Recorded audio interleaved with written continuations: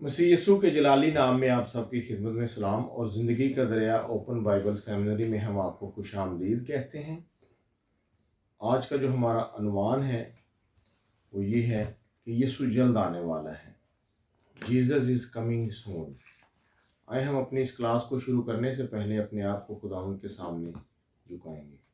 फिर इस्मानी बाप तेरा शुक्र अदा करते हैं आज के खूबसूरत वक्त के लिए, ज़िंदगी के लिए, ज़िंदगी की नेमतों के लिए। खुदावंद खुदा तेरा शुक्र अदा करते हैं कि आज हमें मौका फराहम किया कि हम अपने आप को तेरी कुदरत और तेरे जलाल के कामों के लिए इस्तेमाल कर सकें।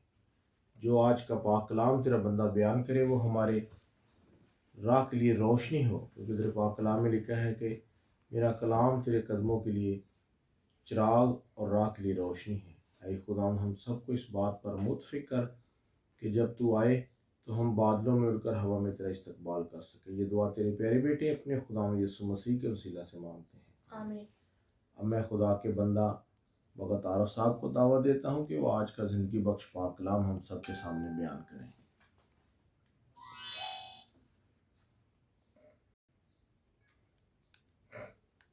मेरी तरफ से आप सब लोगों को खुदावंद यीशु मसीह के जलाली नाम में सलाम पहुंचे। सलाम। मैं आज आपके सामने चंद बातें जिंदगी का दरिया ओपन बाइबल सेमिनरी में से बयान करना चाहता हूं कि यीशु जल्द आने वाला है। यीशु बादलों के साथ आने वाला है। यीशु आसमान से जमीन पर आने वाला है। यीशु अपनी उम्मत की अदालत करने के लिए आने वाला है। बेशक खुदावंद यीशु मसीह आसमान से जमीन पर आ रहे हैं। जिन बादलों के साथ यीशु आने वाला है, जिन बादलों के साथ यीशु आने वाला है, वो बादल आसमानी होंगे, वो बादल रूहानी होंगे, वो बादल नूरानी होंगे, वो बादल सफेद रंग के होंगे। उन बादलों के अंदर पानी नहीं होगा, वो पाक रूह के बादल होंगे। तो ये बादल जो हैं आप देखते हैं, इनके अंदर पानी भी है, मिट्टी भी है, गर्दो गुबार भी है। लेकिन जिन बादलों के साथ यीशु आने वाला है, जिन बादलों पर बैठकर यीशु आने वाला है, वो बादल बिल्कुल साफ होंगे, बर्फ की मान, बर्फ से भी ज्यादा साफ होंगे। तो आज मैं आपके सामने ये बात रखना चाहता हूं। यीशु आ रहे हैं, बादलों पे बैठकर आ रहे हैं। पूरी दुनिया ये बात बयान कर रही है, क्योंकि बाइबल में बहुत से हवाले हैं कि यीशु ने कहा, देख मैं जल्द आने वाला हूं। आएंगे, कैसे आएंगे, किस जगह पर आएंगे? यीशु आएंगे, कैसे आएंगे, किस जगह पर आएंगे? पूरी दुनिया उम्मीदवार है, लेकिन यीशु का आना मैं आपके सामने रखना चाहता हूं, और यीशु का जमीन से आसमान पर जाना भी मैं आपके सामने रखना चाहता हूं। यीशु कहां से सौद फरमा कर गए? जैतून के पहाड़ से। तो यीशु जब आसमान पर जाने वाले थे,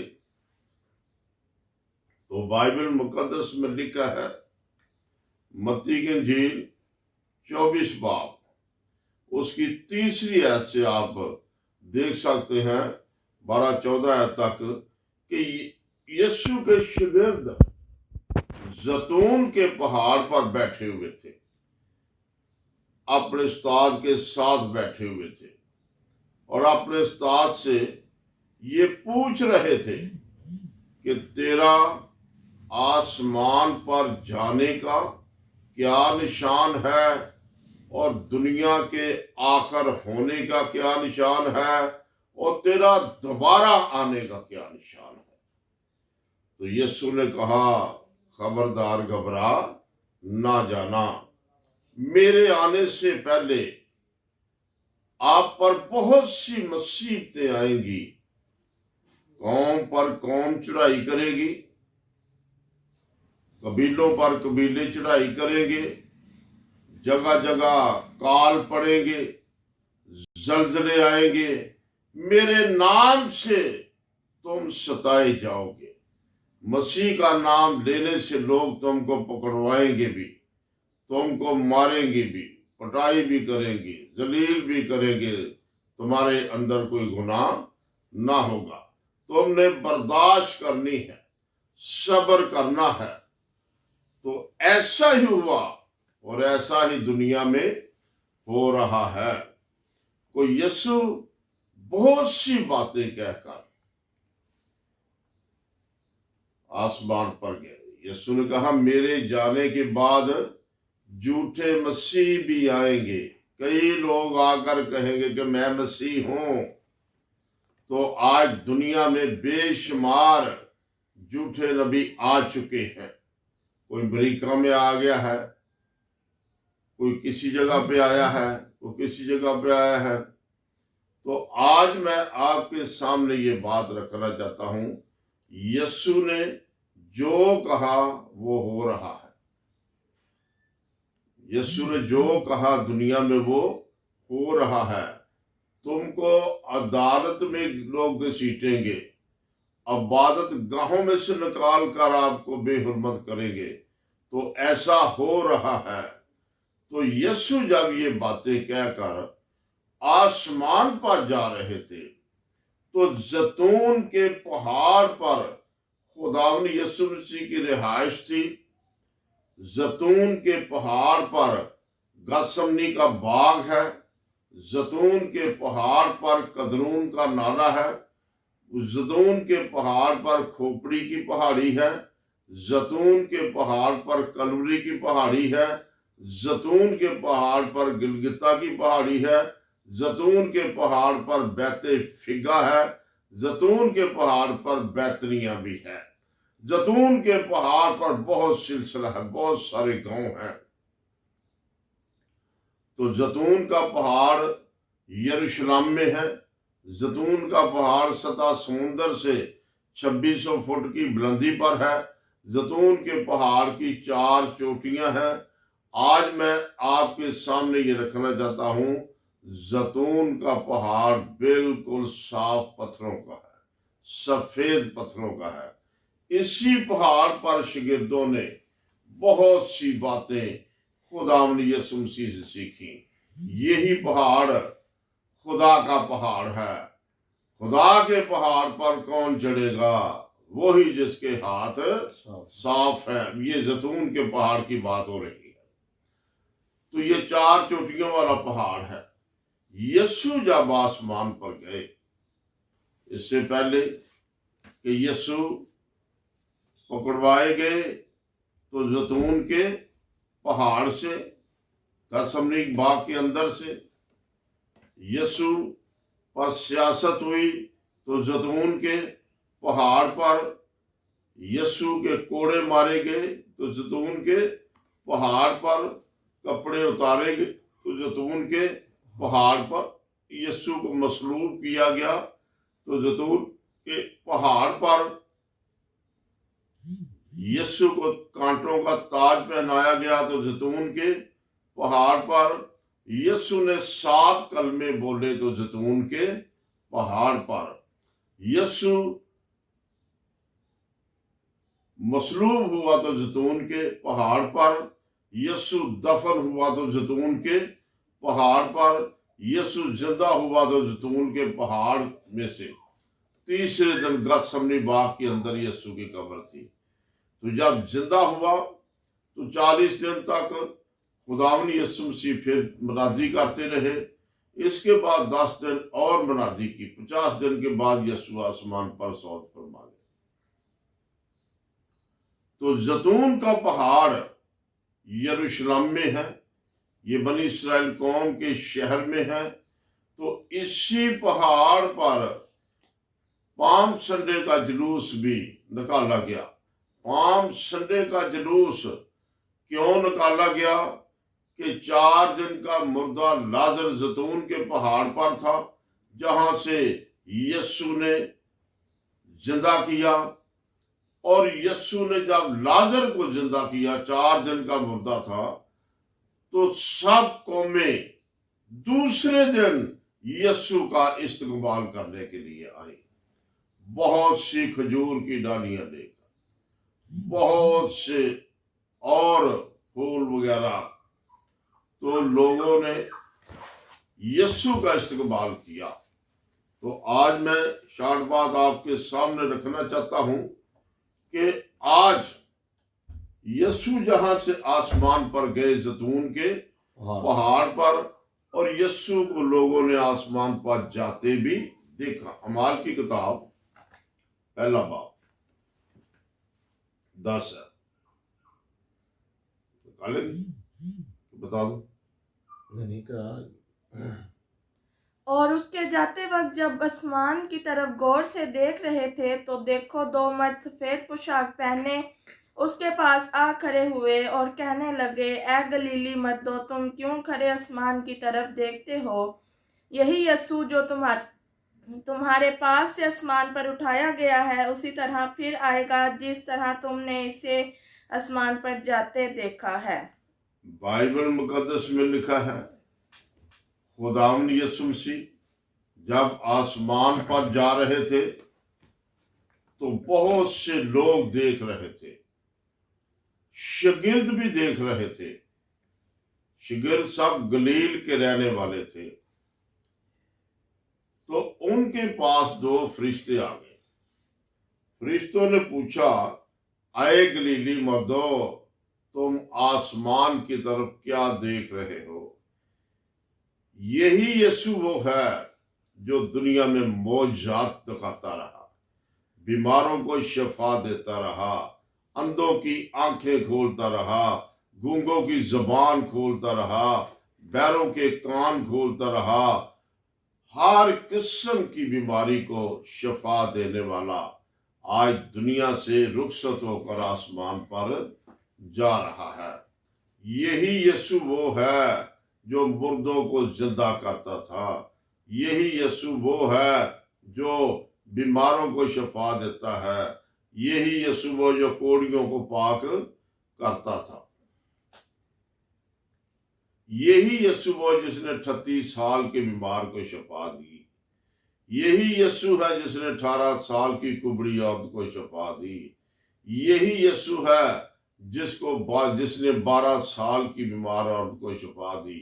अब ये आसमान पर जा रहा है। जैसे आप इसको आसमान पर जाते देखोगे, वैसे ही आते भी देखोगे। कहां से गया? हाँ जी, 11वीं 12वीं आयत। 11वीं 12वीं।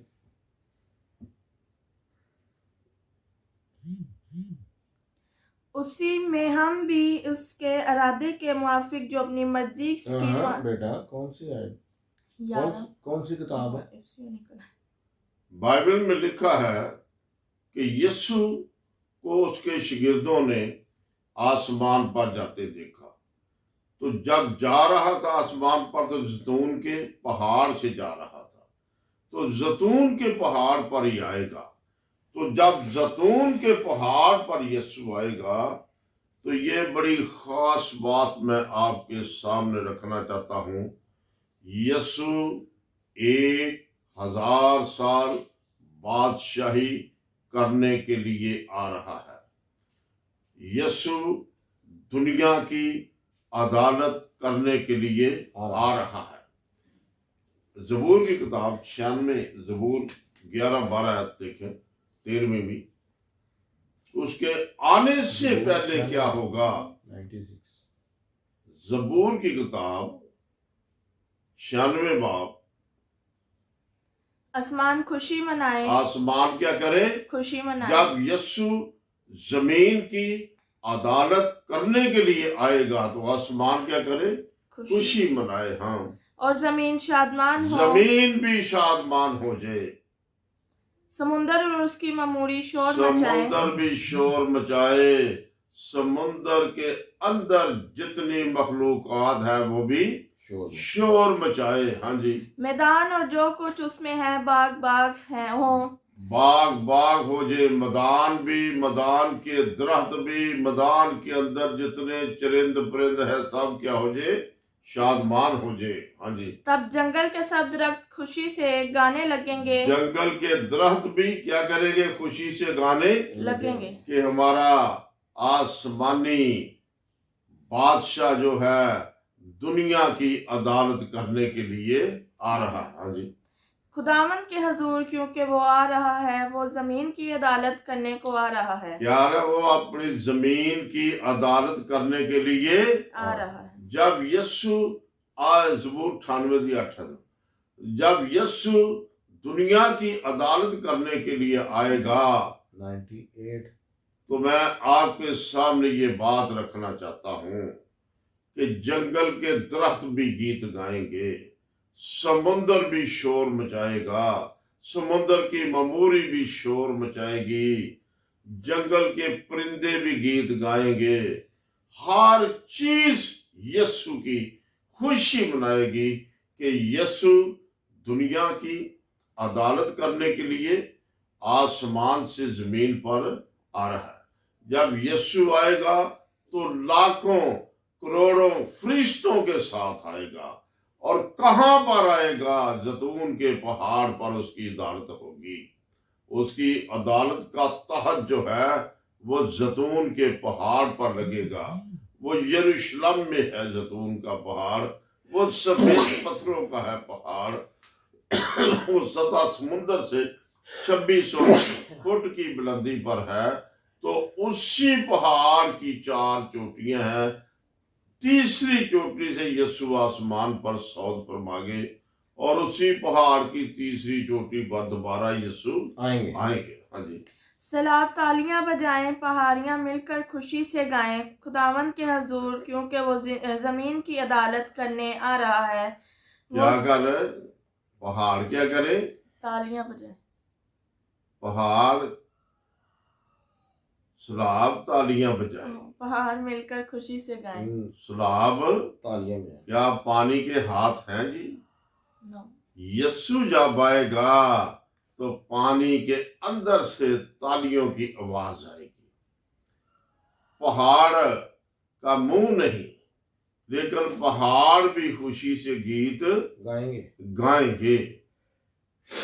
यस्सु के आने की खुशी में चांद भी गीत गाएगा। ज़बूर 148, चांद भी गीत गाएगा, सूरज भी गीत गाएगा, सितारे भी गीत गाएंगे, फरिश्ते भी गीत गाएंगे, हवा भी गीत गाएगी, बादल भी गीत गाएंगे, जवान भी गीत गाएंगे, दरख्त भी गीत गाएंगे, चरिंदे भी गीत गाएंगे, परिंदे भी गीत गाएंगे, बादशाह भी गीत गाएंगे, कुवारियां भी गीत गाएंगी, बुजुर्ग भी गीत गाएंगे। हर चीज खुशी से गीत गाना शुरू हो जाएगी जब यस्सु बादलों पर आएंगे तो जमीन की अदालत करने के लिए आएंगे।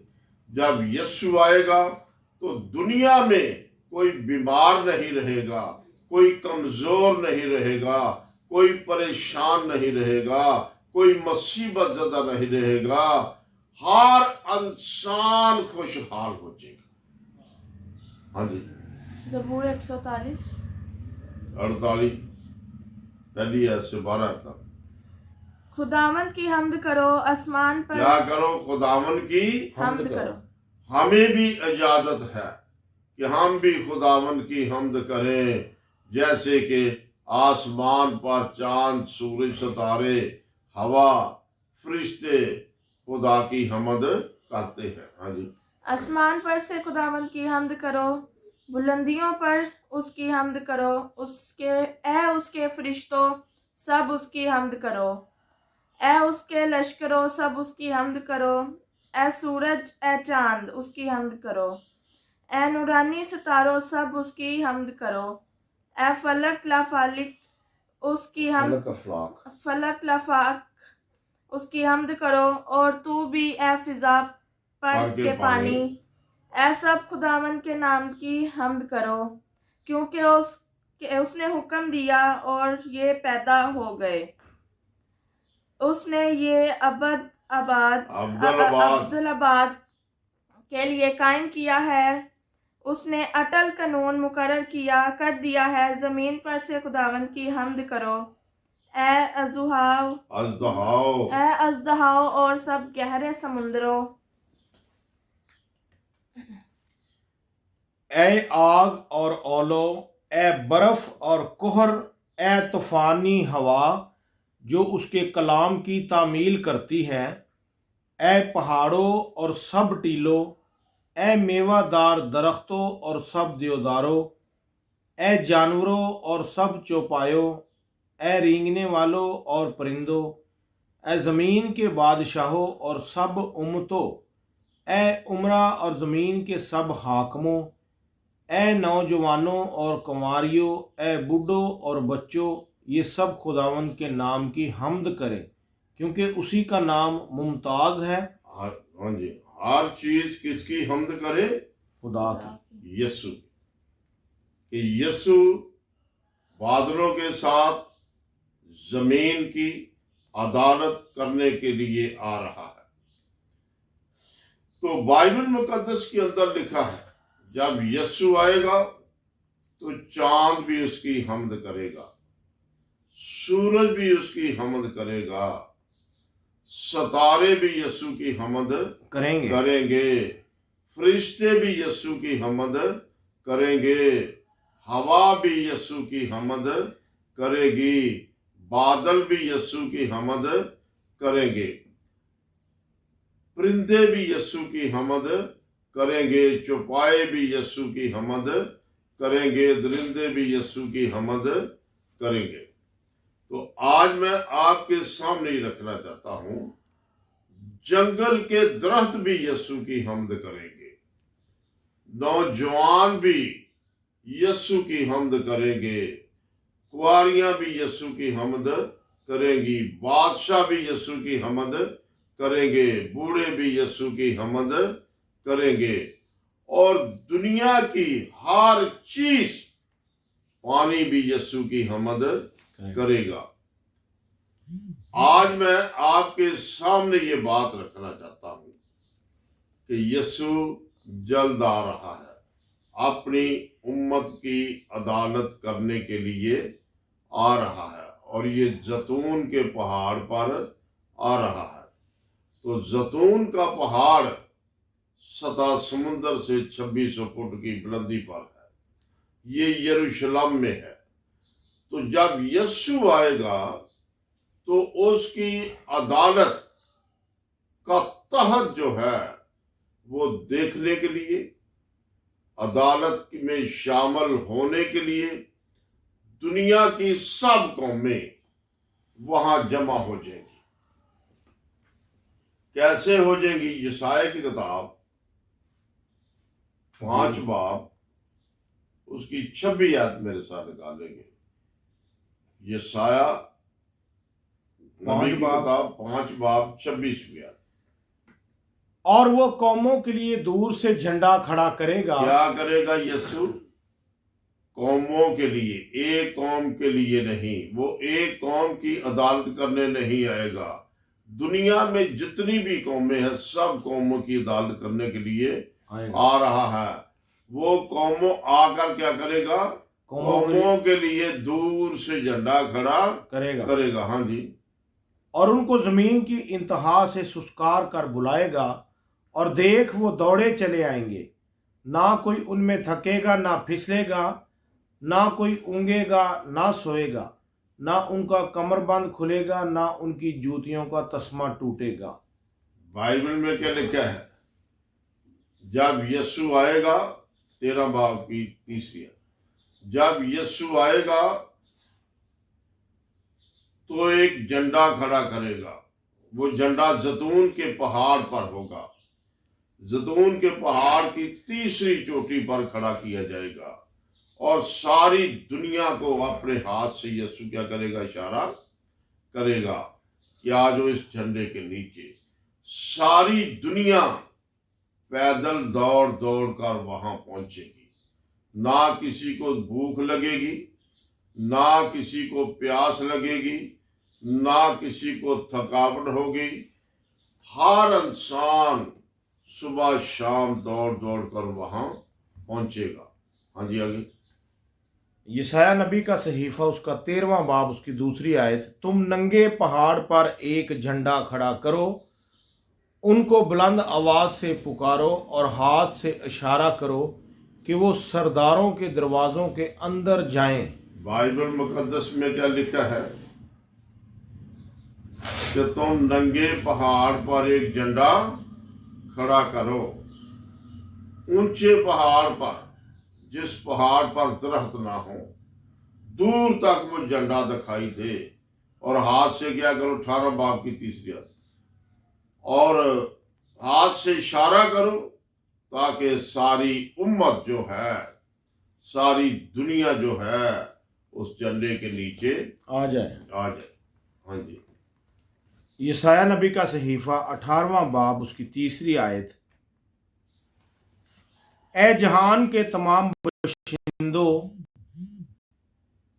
और ए जमीन के रहने वालों, सब पहाड़ों पर झंडा खड़ा किया जाए तो देखो, और जब नरसिंगा फूंका जाए तो सुनो। जब पहाड़ों पर झंडा खड़ा किया जाए तो देखो। जब नरसिंगा फूंका जाए तो सुनो कि इस झंडे के बारे क्या बनाती हो रही है, इस झंडे की क्या तबलीग हो रही है। और आज ये झंडा देखने के लिए सारी दुनिया वहां पहुंचेगी। यीशु का तख्त कहां पर होगा? जैतून के पहाड़ पर। जब यीशु का तख्त जैतून के पहाड़ पर होगा तो उसके तख्त की निशानदेही मैं आपके सामने रखना चाहता हूं कि कैसे होगी। मकाशवा किताब 22 बाब पहली आयत मेरे सामने खा ले। मुकाशफा की किताब उसका 22वां बाब उसकी पहली आयत, फिर उसने मुझे बलौर की तरह चमकता हुआ आबे हयात का एक दरिया दिखाया जो खुदा और बरा के तख्त से निकलकर उस शहर की सड़क के बीच में बहता था, और दरिया के वार पार जिंदगी का दरख्त था। बाइबल में क्या लिखा है? जब यीशु अदालत करेगा तो अदालत के दिन यीशु अपने बाप के साथ बैठा होगा। खुदा और यीशु दो तख्त होंगे। कितने तख्त? यशायाह 4 बाब, मकाशवा 4 बाब की 4 जी। दो तख्त होंगे। एक तख्त यीशु का होगा, एक तख्त उसके बाप का होगा, और दोनों तख्तों के दरमियान से जिंदगी का दरिया बहता होगा। जिंदगी का दरिया मीठा पानी है। जिंदगी का दरिया बाप और बेटे के तख्त के दरमियान से निकलता होगा, और जिंदगी के दरिया के इस तरफ भी जिंदगी के दरख्त होंगे, जिंदगी के दरिया के इस तरफ भी जिंदगी के दरख्त होंगे।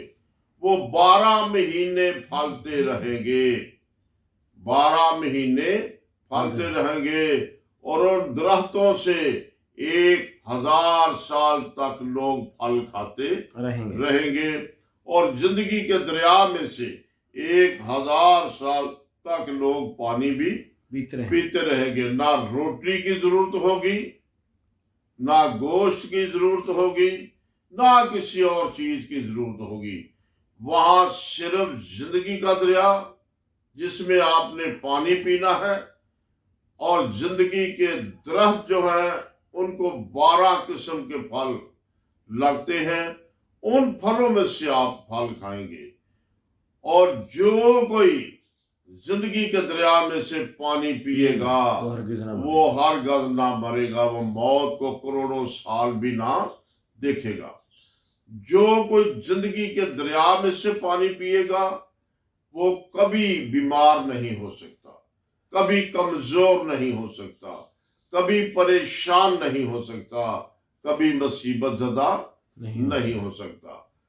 वो हमेशा सेहतमंद रहेगा। ऐसे है, दो तख्त होंगे, एक बाप का और एक बेटे का, और दरमियान से जिंदगी का दरख्त निकल जाएगा, और जिंदगी के दरिया के आर पार जिंदगी के दरख्त भी होंगे, और जिंदगी के दरख्तों के नीचे और जिंदगी के दरिया के किनारे सारी अवाम बैठेगी, सब कौमें बैठेगी, हजारों मील दूर तक कौमें बैठेगी, और यस्सु की आवाज पूरी दुनिया में गूंजेगी और पहुंचेगी। और आज तहत जो है उसके पीछे क्या होगा? जितने भी फरिश्ते हैं यस्सु के तहत के पीछे वो खड़े होंगे, लाखों बल्कि करोड़ों की तादाद में। और 4 फरिश्ते जो हैं आला दर्जे के, वो यस्सु के और बाप के तख्त पर 2 फरिश्ते इधर होंगे, 2 फरिश्ते बाप के पास, 2 फरिश्ते बेटे के तख्त पर होंगे, और इनके पीछे सारे फरिश्ते होंगे। हाँ जी। और उस तख्त के चौगिर्द 24 तख्त हैं, और उन तख्तों पर 24 बुजुर्ग सफ़ेद पोशाक पहने हुए हैं, और उनके सरों पर सोने के ताज हैं, और उस तख्त में से बिजलियां और आवाज़ें और गरजें पैदा होती हैं, और उस तख्त के सामने आग के 7 चिराग जल रहे हैं। ये खुदा की 7 रूहें हैं, और उस तख्त के सामने गोया शीशे का समुंदर बलौर की मानंद है, और तख्त के बीच में एक और तख्त के गिर्द गिर्द 4 जानदार हैं, जिनके आगे पीछे आंखें ही आंखें हैं। पहला जानदार बब्बर की मानद, दूसरा जानदार बछड़े की मानद, और तीसरा जानदार का चेहरा इंसान का सा, और चौथा जानदार उड़ने वाले अकाब की मानद है। बाइबल मुकद्दस में लिखा है, जब यस्सु अपने तख्त पर बैठेगा, एक तख्त उसके बाप का होगा, एक तख्त बेटे का होगा, और ये 4 फरिश्ते जो बताए गए हैं ये आला दर्जे के फरिश्ते हैं। इनके 6 पर हैं। ये 2 फरिश्ते यस्सु के तख्त पर खड़े होंगे, 2 बाप के तख्त पर खड़े होंगे, और 12 जो आपने 24 बुजुर्ग देखे हैं जिनके सिरों पर सोने के ताज हैं, वो 12 यस्सु के शागिर्द हैं जी, और 12 बनी इस्राएल के 12 कबीलों के सरदार हैं। ये 24 तहत अलग होंगे, 12 तहत यस्सु की साइड पर और 12 तहत उसके बाप की साइड पर। 24 तहत ये और 2 तहत एक बाप, 26 तहत होंगे जब यस्सु अदालत करेगा। ये 26 तहत होंगे जिन पर 12 शागिर्द एक तरफ और बनी इस्राएल के 12 कबीलों के 12 सरदार यानी बुजुर्ग एक तरफ होंगे, और दरमियान में 2 तख्त होंगे, एक बाप और एक बेटे का, और उन 2 तख्तों पर 4 फरिश्ते जिनके 6 पर है। ये नूरानी फरिश्ते हैं, ये बहुत आला दर्जे के मकरम फरिश्ते हैं। ये यस्सु के पास 2 तख्त पर और 2 खुदा के तख्त पर होंगे, और दरमियान से जिंदगी का दरिया बहता होगा, और सारी कौमें जिंदगी के दरिया के आर पार होंगी, और वहां जिंदगी के दरिया में से लोग पानी पिएंगे, और जिंदगी के दरिया के आर पार जिंदगी के दरख्त होंगे जिनको 12 किस्म के फल आते हैं, और सारी दुनिया 1000 साल तक वहां बादशाही करेगी। तो आज यूहन्ना अर्ब का मुकाशवा पहला बाब 7वीं आयत कि यस्सु यूहन्ना अर्ब कहता है, देखो वो बादलों के साथ आने वाला है। देखो वो बादलों के साथ आने वाला है, और हर एक आंख उसे देखेगी, और जिन्होंने उसे छेदा था वो भी देखेंगे, और जमीन पर के सब कबीले उसके सबब से छाती यूहन्ना पीटेंगे। आरफ कहता है सन 95 में पतमस के जजीरे में बैठकर, तुर्की के सहल पर बैठकर, मुकाशवा किताब यूहन्ना आरफ ने लिखी है 18 महीनों में। इसके 22 बाब हैं, 404 इसकी आयात है। तो यूहन्ना आरफ कहता देखो वो बादलों के साथ आने वाला है। जिन बादलों के साथ आने वाला है वो बादल नूरानी होंगे, वो बादल रूहानी होंगे, वो बादल समानी होंगे, वो बादल जलाली होंगे, वो बादल सफेद होंगे। जिन बादलों के साथ यीशु आने वाला है, अपने तख्त पर बैठने वाला है, अपनी उम्मत की अदालत करने वाला है। तो आज मैं आपके सामने ये बात रखना चाहता हूं, सारी दुनिया इस बात से लुत्फअंदोज होगी कि यीशु जब आएगा तो यूहन्ना आरफ ने क्या कहा? यूहन्ना आरफ ने क्या कहा कि देखो वो बादलों के साथ आने वाला है और हर एक आंख उसे देखेगी, जिन्होंने उसे छेदा था वो भी उसे देखेंगे, और जमीन पर के सब कबीले उसके सबब से छाती पीटेंगे। कौन छाती पीटेंगे? जिन्होंने यीशु को मसलूब किया था, जिन्होंने यीशु के कपड़े आपस में बांटे थे, यीशु को जिसने बैंत लगाए, कोड़े लगाए, सिर पर कांटों का ताज रखा, जिन्होंने नूरी चोगा उतार दिया, जिन्होंने पानी की जगह सिरका पिलाया, जिन्होंने मसलूब कर दिया, जिन्होंने हाथ और पांव में कील ठोंक दिए, जिन्होंने सिर पर कांटों का ताज रखा, वो लोग छाती पीटेंगे। कि यीशु आने से पहले क्या करेगा? दुनिया की सब कब्रों को खोल देगा ताकि हर एक आंख मुझे देखे। तो यीशु जब आएगा, मुकाशवा किताब 22 बाब 7वीं आयत मेरे साथ का, यीशु जब आएगा तो सब कब्रें पहले खुल जाएगी, सब मुर्दे जिंदा हो जाएंगे ताकि हर एक आंख यीशु को देख सके। हाँ जी, मुकाशवा की किताब उसका 22वां बाब उसकी 7वीं आयत, और देख मैं जल्द आने वाला हूँ, मुबारक हैं वो जो इस किताब की नबूवत की बातों पर अमल करता है। यीशु ने कहा देख मैं जल्द आने वाला हूँ, अब्रानियों 10 बाब 37। देख मैं जल्द आने वाला हूँ। मुबारक वो इंसान है या वो कौम कबीला है जो इस लिखी हुई बात पर अमल करता है कि यीशु जल्द आने वाला है।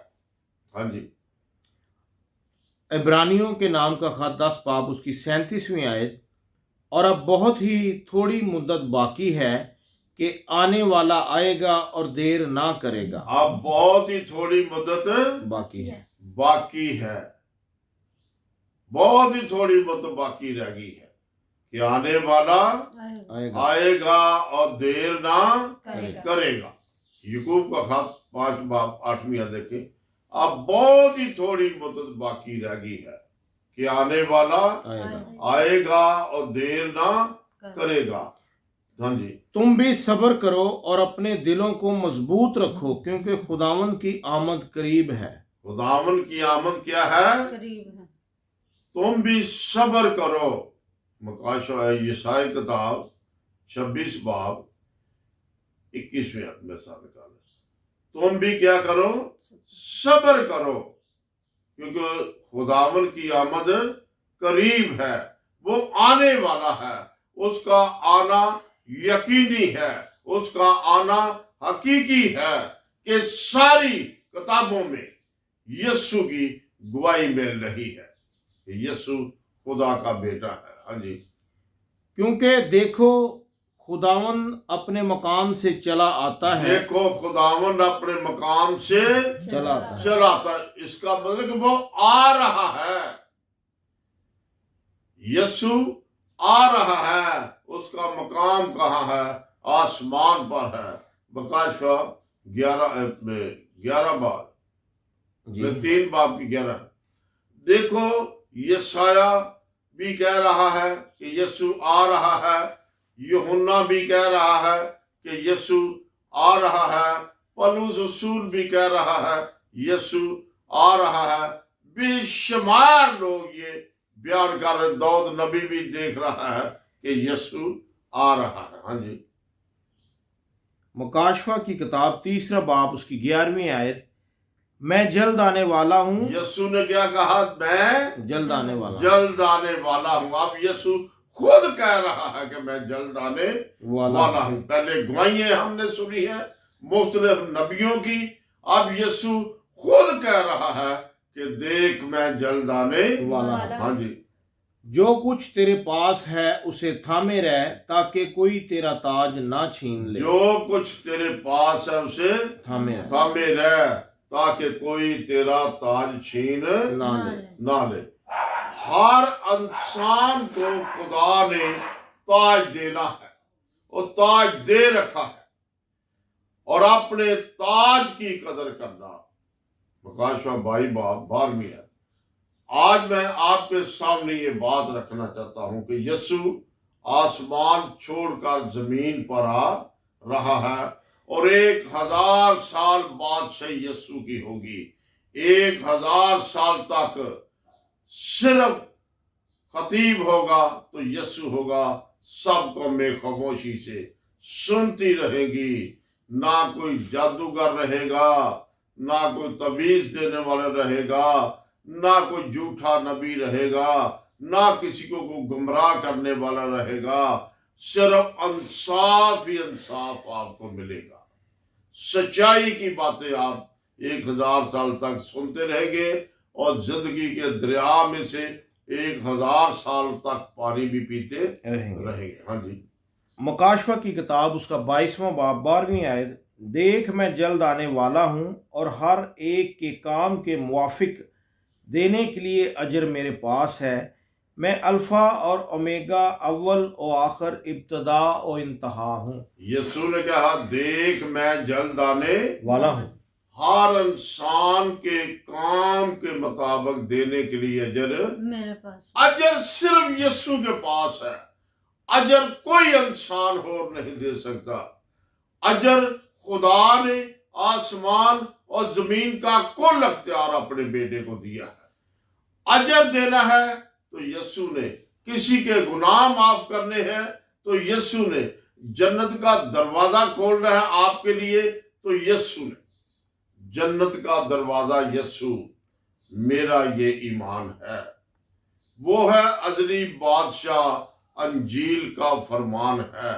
अगर आप इस बात पर गौर करें कि आज जिंदगी के दरिया में जितने लोग बैठे हैं, जिंदगी के दरिया में बाइबल की क्लास को सुन रहे हैं, आज उनके लिए फख्र की बात है कि मेरा यीशु आसमान से जमीन पर आ रहा है और जमीन की अदालत करने के लिए आ रहा है।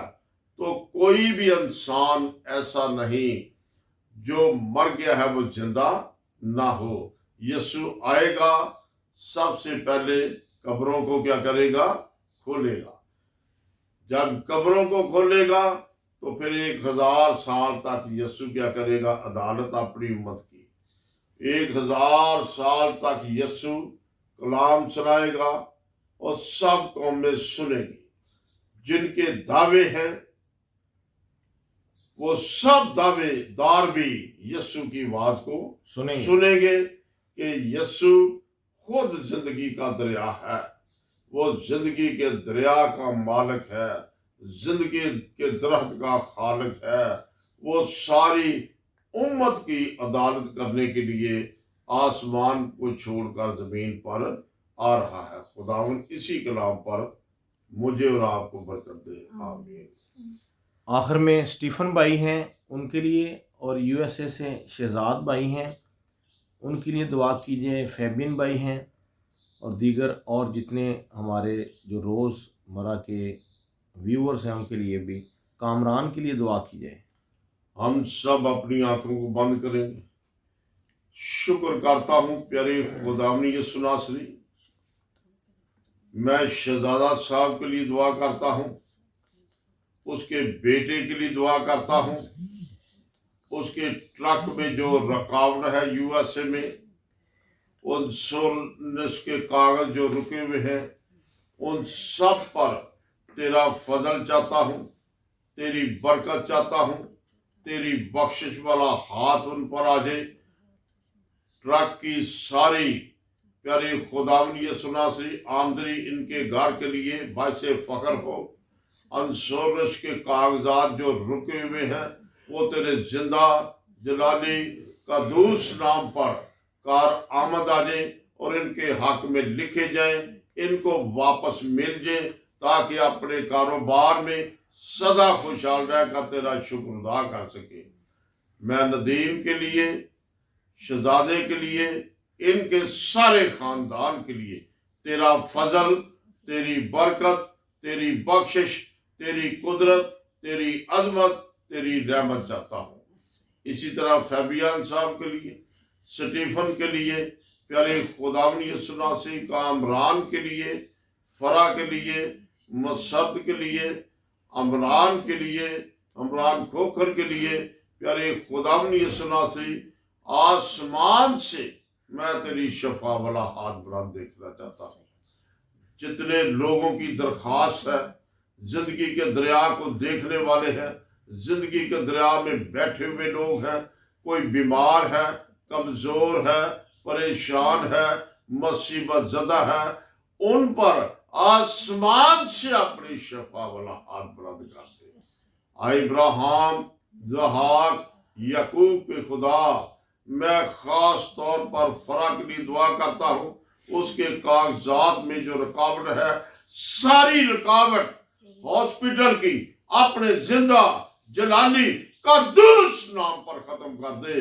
आज उसके कागजात में तेरा फजल नजर आए, तेरी बरकत नजर आए, तेरी बख्शिश नजर आए, तेरा जलाल नजर आए, तेरी रहमत नजर आए, ताकि वो सेहतमंद मुकम्मल होकर तेरा शुक्र अदा कर सके।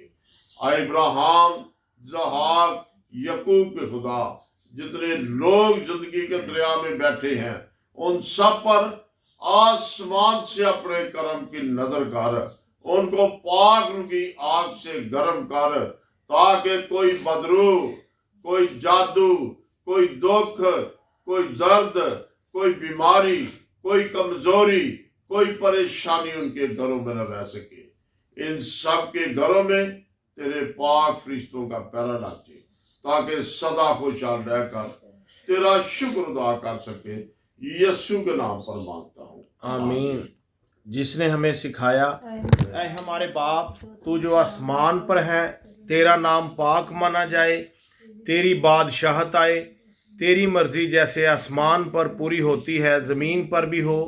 हमारे रोज़ की रोटी आज हमें बख्श दे, जिस तरह हम अपने कर्जदारों को मुआफ़ करते हैं, तू भी हमारे कर्ज हमें मुआफ़ कर। हमें आजमाइश में न ला, बल्कि बुराई से बचा, क्योंकि बादशाहत, कुदरत, जलाल हमेशा तेरा है। आमीन। अब हमारे खुदावंद यीशु मसीह का फजल, खुदा बाप की मोहब्बत, पाक रूह की रफ़ाक़त, शराकत हम सब के साथ अब से लेकर हमेशा तक